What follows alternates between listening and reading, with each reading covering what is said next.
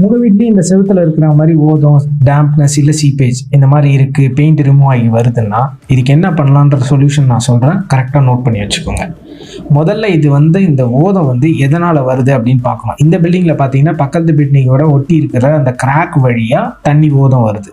அதுக்கு first crack seal போட்டு நல்லா அட்டைன் பண்ணி காய விட்டுட்டு அதுக்கு மேலே டேம்ப் ப்ரூஃப் 2 கோட்டு, வெர்டிகலாக 1, ஹரிசாண்டலாக 1, அதுக்கப்புறம் டேம் ஷீல்டும் 2 கோட்டு, அதுவும் பார்த்தீங்கன்னா வெர்டிகலாக 1, ஹரிசாண்டலாக 1. இதுக்கு மேலே ஃபைனல் கலர் பெயிண்ட் நீங்கள் அடிச்சிடலாம். இதுவே இன்டீரியரில் என்ன பண்ணணும்னா ஃபஸ்ட்டு எக்ஸிஸ்டிங் பெயிண்ட்டை ஃபுல்லாக ரிமூவ் பண்ணி எடுக்கணும். சப்போஸ் பிளாஸ்டிங் வரைக்கும் உங்களுக்கு ஓதம் போய் பிளாஸ்டிங்கே ரிமூவ் ஆகுது அப்படின்னா பிளாஸ்டிங் ரிமூவ் பண்ணிவிட்டு பிளாஸ்டிங் இன்னொரு வாட்டி ஃபுல்லாக பண்ணிவிட்டு அதுக்கு மேலே டேம் கார்டு 2 கோட்டு, ஹரிசாண்டல் 1, வெர்டிகல் 1, அதை அடித்ததுக்கப்புறம் இன்டீரியர் டேம்ப் ஷீல்டு அடிச்சுட்டு டேரெக்டாக ஃபைனல் ஃபினிஷ் பெயிண்ட் அடிச்சிடலாம்.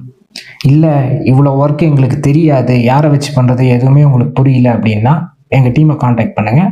நாங்கள் உங்களுக்கு ஃப்ரீயாக சைட் விசிட் பண்ணிவிட்டு உங்கள் வீட்டை டேம்ப்னஸ் சேவ் பண்ணி தரோம்.